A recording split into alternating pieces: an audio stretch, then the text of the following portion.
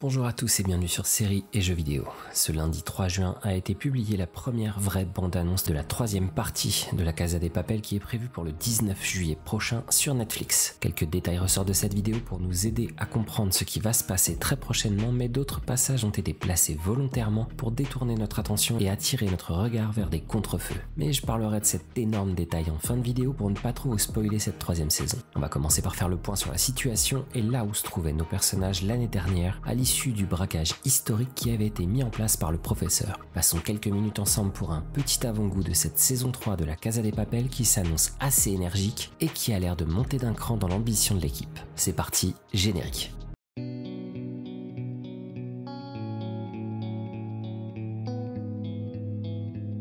Revenons d'abord sur les origines de la série proposée par Netflix. La Casa de Papel est une série espagnole diffusée à l'origine sur la chaîne Antena 3 de mai à novembre 2017. La série a été diffusée d'une traite en Espagne et a ensuite été découpée et remontée par Netflix en 2 saisons divisées en 13 épisodes pour la première partie et 6 épisodes pour la seconde partie qui clôture complètement l'intrigue du braquage mise en place par le professeur.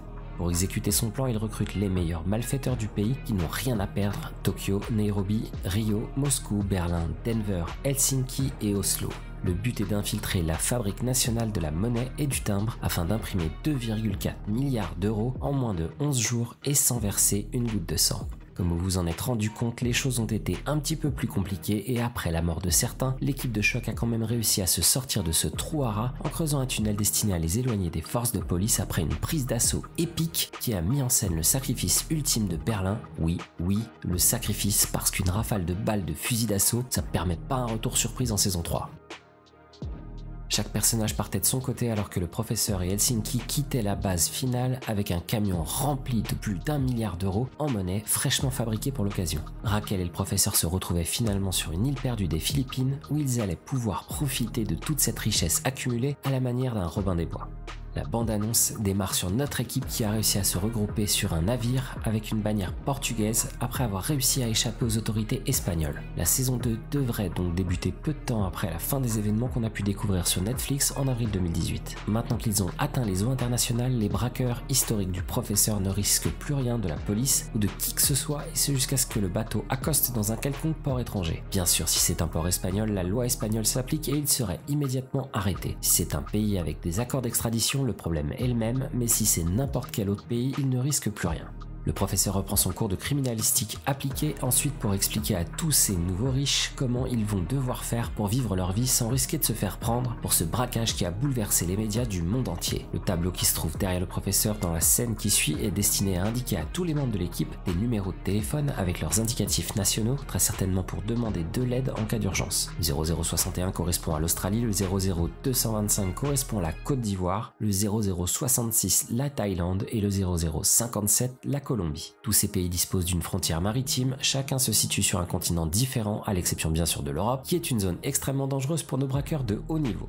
Rio et Tokyo appliquent parfaitement les consignes et partent en Amérique latine pour profiter des magnifiques plages de sable blanc de la région de Gunayala au Panama. Il semblerait qu'ils aient tout simplement privatisé une île déserte et vivent tous les deux en amoureux dans le plus grand calme qui soit. Au programme, petites attentions et longues heures passées sur les hamacs à profiter du soleil. Mais ça, c'était sans compter sur les autorités locales qui envoient ce qui ressemble à l'armée, à savoir le Servicio Nacional Aeronaval pour récupérer nos 2 malfaiteurs. Rio résiste comme il peut et tente très certainement de détourner l'attention des 2 bateaux envoyés pour permettre à Tokyo de prendre la fuite et aller plus tard alerter le professeur. Voilà le point de départ de cette saison 2, Rio s'est fait prendre et il a l'air visiblement dans une position plutôt délicate parce qu'il est retenu prisonnier dans des conditions assez désagréables. En ce qui concerne Tokyo, la bande-annonce nous perd un peu dans le temps parce que la dernière image qui semble correspondre à sa fuite de cette île déserte est en fait plus tardive dans l'épisode et on peut voir derrière elle une ville avec des bâtiments qui s'élèvent assez haut dans le ciel. Il est donc évident qu'à ce moment, elle est déjà loin des côtes paradisiaques de Gunayala parce que cette zone est totalement dépourvue de zones urbaines qui pourraient ressembler au paysage qu'on trouve derrière la nouvelle Lara Croft espagnole. Après avoir contacté un des numéros d'urgence, Tokyo se dirige immédiatement vers là où se trouve le professeur, à savoir la Thaïlande.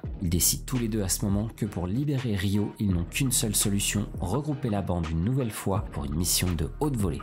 Le discours du professeur était clair dans le teaser qui date de quelques semaines. Il utilisait une nouvelle fois le masque de Dali pour remettre dans la tête du public ce qu'il représentait et pour leur rappeler qui sont les gentils. Les stratégies du professeur sont toujours extrêmement bien posées et quand il se rend compte que Rio, qui était une des têtes connues du groupe, est entre les mains d'une sorte de groupe militaire surarmé, il sait qu'il ne pourra pas le faire échapper d'une manière traditionnelle. Pour le faire, il va devoir faire comme la première fois, détourner l'attention des autorités et du public pour pouvoir amener tout le monde exactement là où il le veut et quand il le veut. Voilà pourquoi dans son discours il disait qu'il allait faire les choses en grand et voilà pourquoi il tente une nouvelle fois de se faire passer pour la victime ou pour le libérateur de l'opprimé. On passe donc dans la bande-annonce à la reformation de l'équipe de l'année dernière avec quelques nouvelles têtes que je vais essayer de vous présenter avec les éléments que j'ai réussi à dénicher. On retrouve en tout cas les survivants du premier braquage avec Tokyo, Denver, Helsinki, Nairobi, Monica Gastambide qui a récemment pris le surnom de Stockholm et pour terminer Raquel qui n'avait pas encore de surnom à la fin de la première partie de l'aventure. D'après vous, quel surnom le professeur pourrait lui donner? Pour Monica c'était Stockholm à cause du syndrome de Stockholm qui l'a rapproché de Denver, mais Raquel, qui était inspecteur de la police espagnole, quel surnom pourrait-elle porter? Personnellement j'ai une petite préférence pour Sydney ou Bangkok, mais ça pourrait être n'importe quoi, donc donnez-moi vos idées. Maintenant qu'on a fait le point sur les personnages déjà connus, faisons connaissance avec ceux qui viennent se greffer à l'équipe cette année. Commençons par Bogota qui est interprété par Ovik Keuchkerian. On ne sait pas grand chose du personnage mais l'acteur par contre, on sait que c'est un espagnol d'origine arménienne qui a été champion d'Espagne de kickboxing dans le passé avant de se blesser et de se diriger vers une carrière artistique. Bogota sera donc très certainement le digne remplaçant d'Oslo dans la bande et pourra se débarrasser à main nue d'à peu près n'importe qui. Continuons avec Tamayo qui est interprété par Fernando Cayo. Pas de détails ni sur le personnage ni sur l'acteur qui peuvent nous orienter sur le rôle qu'il jouera dans ce nouveau plan de haute volée. Le seul élément est le surnom. Tamayo n'est pas le nom d'une ville comme tous les autres mais le nom d'un peintre mexicain qui a eu un gros succès de son vivant. Un de ses tableaux, 3 personnages, a connu une aventure alors que le peintre venait de mourir. Après avoir été évalué et vendu à près d'1 million de dollars, le tableau a été volé et a disparu pendant de longues années. Celui qui était chargé de l'enquête a tout tenté pour le retrouver et est même passé à la télévision pour toucher un public le plus large possible. Il a réussi après un long moment à alerter une femme qui avait retrouvé dans les ordures un tableau qu'elle n'avait pas reconnu mais qu'elle ne voulait pas laisser à la poubelle. Le tableau a donc été retrouvé par hasard après de longues années de disparition. Peut-être une piste sur le personnage ou sa fonction à venir dans l'équipe et peut-être même sur l'idée principale du plan du professeur. Toujours concernant l'équipe des malfaiteurs, on passe à présent à l'ingénieur qui est interprété par Rodrigo de la Serna. L'acteur est une star en Argentine et l'annonce de sa participation à la saison à venir de la Casa de Papel a provoqué des réactions de joie dans son pays. On ne sait pas grand chose sur le personnage mais on sait par contre qu'il jouera très certainement un rôle majeur dans l'aventure présente comme passée parce qu'on peut voir qu'il connaissait déjà le professeur et Berlin bien avant tous ces événements. À le voir dans cette bande-annonce, on découvre qu'il sait visiblement manipuler les explosifs et qu'il va porter un bandeau sur l'œil gauche, probablement suite à une blessure pendant le nouveau braquage parce qu'il est déjà en tenue rouge de Dali. Il apparaîtra donc dans plusieurs lignes temporelles de l'aventure et aura très certainement un rôle dans le basculement du professeur vers cette vie de crime organisé. Pour finir avec les nouveaux membres de l'équipe de braquage, c'est Luca Peros, un acteur qui partage l'affiche avec Ursula Corbero dans L'Arbre de sang qui est sorti en février 2018 sur Netflix et qui a l'air d'être un homme expérimenté et posé. Sa tenue est bien différente du reste de la bande et il a l'air d'être un nostalgique d'une époque plus ancienne. Maintenant pour les personnages extérieurs au braqueur, c'est José Manuel Poga qui rejoint le casting mais on ne sait absolument rien de son personnage dans la série. C'est un jeune acteur espagnol qui commence à être de plus en plus reconnu dans son pays grâce à sa participation dans plusieurs séries comme Furitiva.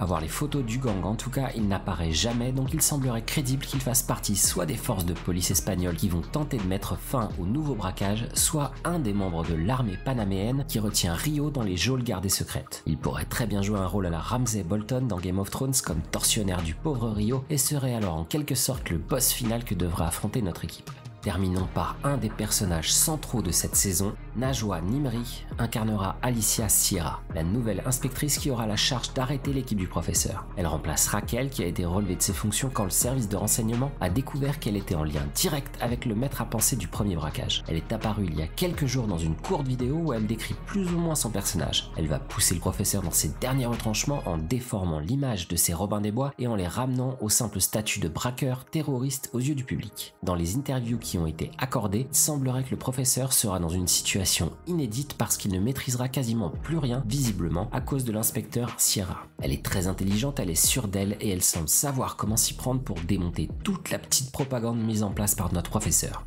Voilà donc pour les nouveaux personnages de cette aventure et pour la composition de la nouvelle équipe qui va reprendre le chemin de l'Espagne pour mettre en place les plans d'un tout nouveau braquage. Mais en quoi va consister ce nouveau braquage? Comme je le disais plus tôt, le professeur va construire, comme dans la toute première saison, une propagande globale et méticuleuse pour remettre en tête à toute la population qui sont les gentils et qu'ils sont là pour rétablir la justice et pour les libérer. Pour ça, quoi de mieux que de gâcher un petit pourcentage de la somme qu'ils ont récoltée à l'aide de dirigeables lancés au-dessus de la capitale avec sur chacun l'image du masque de Dali, comme peuvent le faire les Anonymous dans le monde.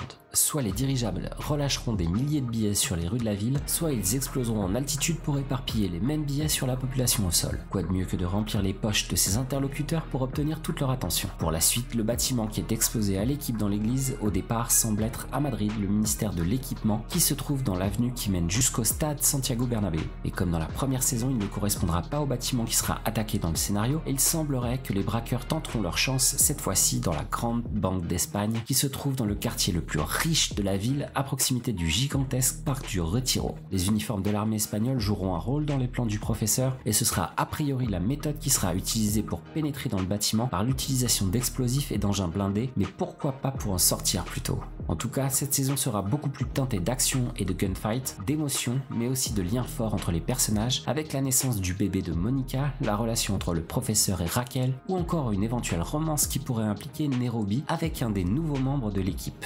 Pour finir, à écouter les déclarations d'Alex Pina, le patron de la série, et d'Alvaro Morte, qui interprète le professeur, attendez-vous à être perdu avec le morcellement de l'histoire sur plusieurs lignes temporelles qui auront pour but de donner plus de densité au personnage et à l'aventure. Je profite d'ailleurs d'aborder l'idée des lignes temporelles multiples pour m'attarder sur l'image choc de fin de la bande-annonce. En effet, on revoit bien Berlin avec un grand sourire à Florence, en compagnie du professeur, et on peut les voir également sur une photo, cette fois-ci, accompagnés tous les deux de l'ingénieur. La scène de la bande-annonce se situe sur la place du Dôme et face à la cathédrale Santa Maria del Fiore dans le centre historique, et la photo, elle, se situe sur la place Michel-Ange qui se trouve sur les hauteurs de la ville à proximité des quartiers riches. Que font-ils à Florence et quelles sont les relations entre les trois personnages dans ce passé qu'ils ont vécu ensemble en Italie? En tout cas, le professeur tient sous les bras tout un tas de rouleaux de papier et peut-être des plans historiques d'un bâtiment qu'ils ont braqué ensemble, ou alors les plans de construction du bâtiment de la Banque d'Espagne, ou alors peut-être sur le scandale qui a touché la Banque d'Espagne pendant le règne de Franco avec le transfert de toutes les devises espagnoles de Madrid à Moscou. Ce scandale porte le nom de l'or de Moscou et a provoqué la chute de la valeur de la peseta espagnole pendant la guerre froide.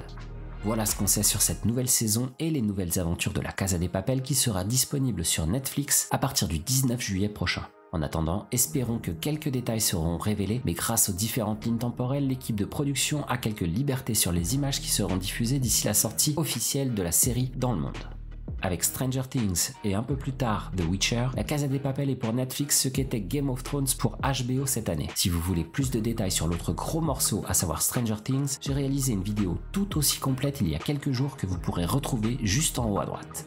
Pour retrouver toute l'actualité, venez faire un tour sur mes comptes Twitter, juste ici, ou Instagram, juste là. Vous pouvez aussi vous rendre sur le site qui regroupe toute l'actualité avec un serveur de discussion Discord où vous avez toute liberté pour partager ensemble sur les sujets que vous préférez. Les prochaines vidéos seront la critique de Tchernobyl sur OCS qui est une véritable bombe atomique médiatique et la présentation de The Rookie qui fait son arrivée prochainement sur M6 avec une interview faite maison de Nathan Fillion qui révèle les plans à venir pour l'adaptation de Uncharted sur grand écran. Comme d'habitude, portez-vous bien, regardez des séries, jouez à volonté et je vous dis à très bientôt sur Séries et Jeux vidéo.